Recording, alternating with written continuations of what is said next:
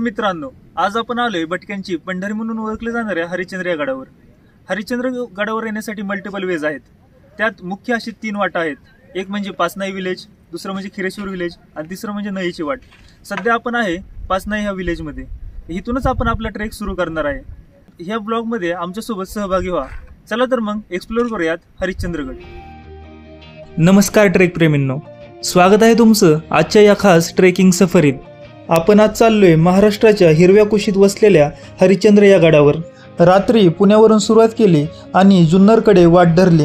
या प्रवासात आपल्याला भेटेल निसर्गाची मुक्त नजर, ऐतिहासिक मंदिरे, गुहा आणि कोकणकड्याचे अद्भुत रौद्ररूप। पुण्यावरून हरिश्चंद्र या गडावर जाण्यासाठी 2 मार्ग आहेत, एक म्हणजे पाचनाई आणि दुसरं म्हणजे खिरेश्वर।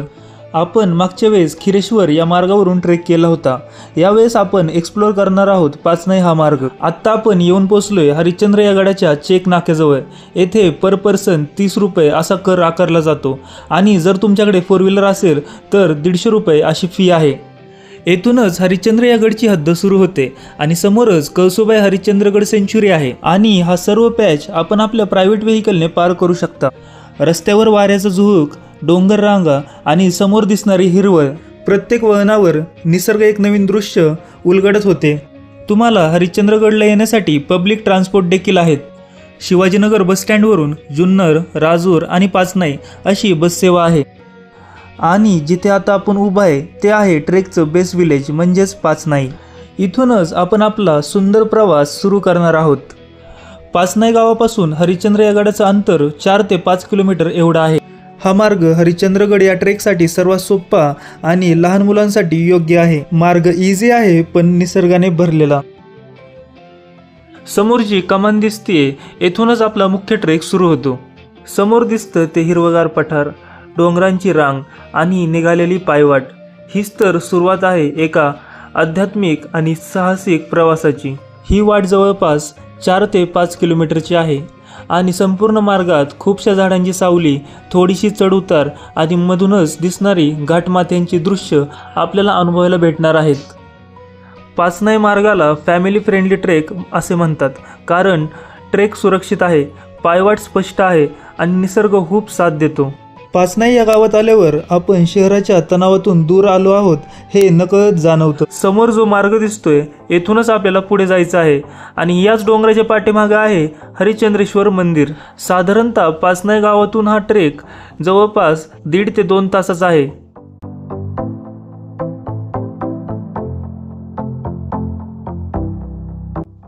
काही भागात रेलिंग्स लावलेले आहेत, यामार्फत आपल्याला गडावर चढण्यास मदत होते। या हरिश्चंद्रगडाची उंची साधारणतः 4600 फूट आहे।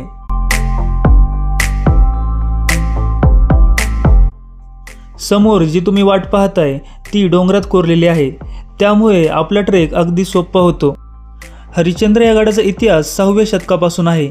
राजवंशांनी हा किल्ला बांधला तेव्हा त्यांचं या परिसरावर राज्य होतं। स्थानिक पुराणामध्ये म्हणजेच मत्स्यपुराण, अग्निपुराण आणि स्कंदपुराणामध्ये या गडाचा उल्लेख आहे। त्याचमुळे त्याचं धार्मिक आणि पौराणिक महत्त्व अधोरेखित होते। आम्ही सर्वच सुंदर आणि नैसर्गिक मार्गाची अनुभूती घेत हरिश्चंद्रगडाच्या दिशेने चाललो होतो। हा केवळ एक गड नाही तर एक ऐतिहासिक, धार्मिक, स्थापत्यकला, पुरातत्व आणि साहसाचा सुंदर संगम आहे। गडावर हरिश्चंद्रेश्वर मंदिर, केदारेश्वर गुफा, नागेश्वर हे अनेक हिंदू उपासना केंद्र हेमाडपंथी वास्तुकलेत बांधले गेले आहेत।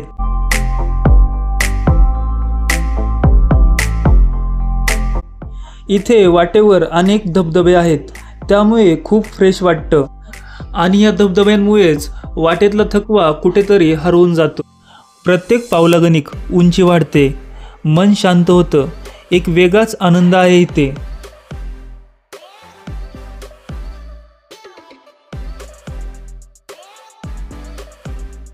येथे शासनाच्या मार्फत ट्रेकर्ससाठी ब्रिज बांधला गेलेला आहे, कारण पावसाळ्यात येथे तुडुंब पाणी वाहतं। आता हरिश्चंद्रगड काही लांब नाहीये, समोरच शेवटचा पॅच आहे। यानंतरच आपल्याला हरिश्चंद्रेश्वर मंदिराचं दर्शन होईल।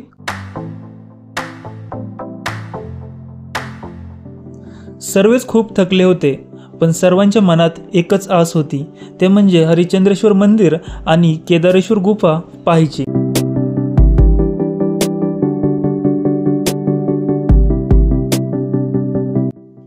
गडावर 1.5 ते 2 तासाचा ट्रेक करून आल्यावर आपल्याला दिसते प्राचीन हरिश्चंद्रेश्वर मंदिर. याचे स्थापत्य पाहिले की इतिहासाचा भास होतो. साधारणतः 10व्या शतकातील या मंदिरात कोरलेली शिल्पकला आणि शंकरांचं भव्य शिवलिंग खूप प्रसिद्ध आहे. ट्रेकमधल्या सर्व थकव्याला मागे टाकत जेव्हा मंदिराचं पहिलं दर्शन होतं तेव्हा क्षणभर पाय जड होतात, पण मन मात्र हलकं. हे मंदिर 10व्या शतकात बांधलेलं असून हेमाडपंथी स्थापत्यकलेचं उत्कृष्ट उदाहरण आहे.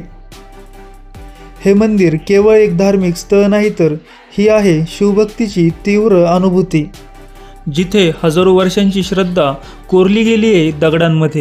मंदिराच्या समोरच आपल्याला पुष्करणी तलाव पाहण्यास भेटतो. ही पुष्करणी सप्ततीर्थ म्हणून ओळखली जाते आणि मंदिराच्या बाजूला अनेक शिल्पकलेत रचलेले इतिहास आपल्याला पाहण्यास भेटतात. हे पाहताना वाटते की कला ही श्रद्धेची सर्वोच्च अभिव्यक्ती आहे.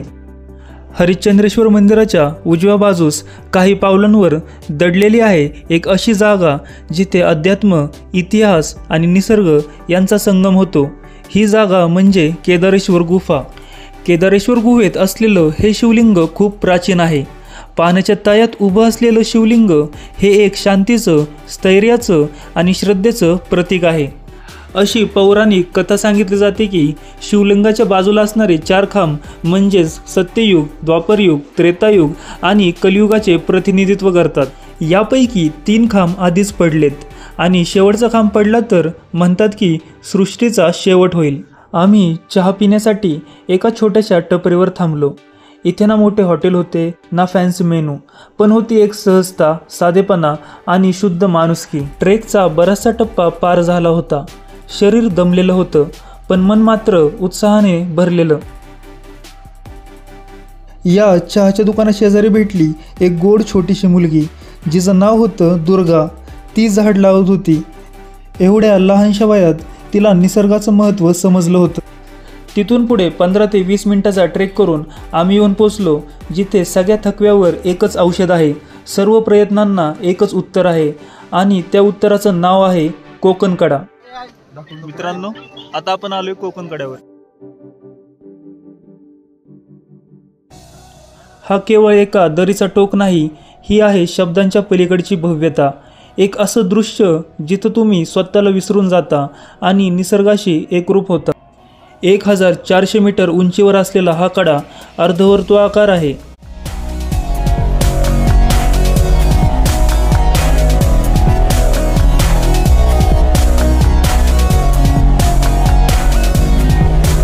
प्रत्येक ट्रेक काही ना काही शिकवून जातो, पण हा ट्रेक एक वेगळीच शिकवण देऊन गेला. कधी कधी निसर्गात घडलेली एक छोटी घटना आयुष्यभर लक्षात राहते. आमच्यासोबत अशीच एक घटना घडली. ती म्हणजे कोकण कड्याचं विहंगम दृश्य डोळ्यात साठवत असताना एक वेगळीच साथ आमच्यापर्यंत पोहोचली. ती म्हणजे एक छोटा जीव गड्ड्यात अडकलेला.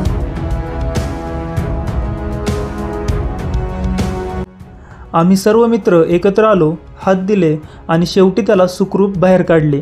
त्याच क्षणी वाटले हा ट्रेक खरंच अर्थपूर्ण झाला. प्रत्येक प्राण्याला बोलता जरी येत नसेल तरी त्यांची नजर फार काही सांगून जाते. आता वेळ झाली होती रिटर्न बेस विलेजला जायची, पण जाण्याआधी कोकण कड्याचे मनमोहक दृश्य मनात साठवून घेतले आणि मग आमचा चालू झाला परतीचा प्रवास.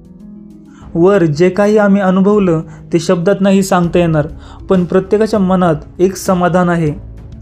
या ट्रेकमध्ये केवळ आम्ही फक्त गड पाहिला नाही, तर एकमेकांसोबत नातं जोडलं, निसर्गासोबत संवाद साधला आणि स्वतःला पुन्हा शोधलं. आम्ही सर्वच बेस विलेज म्हणजेच पाचनाई येथे पोचलो आणि सँडविच आणि मॅगी खाऊन पुण्याच्या दिशेने निघालो. आता आपण नारायणगाव मंचर मार्गाने चाललो आहोत पुण्याच्या दिशेने. पण ट्रेकिंग करून आम्हाला खूप भूक लागली होती, त्यामुळे वाटेत असणाऱ्या भोसरी गावात आम्ही जेवण करायला थांबलो. तर मित्रांनो, हा होता हरिश्चंद्रगडचा आमचा अनुभव. निसर्ग, अध्यात्म, इतिहास आणि साहसाचं संगम. तुम्हीही येथे नक्की या आणि अनुभव घ्या या जागेच्या सौंदर्याचं.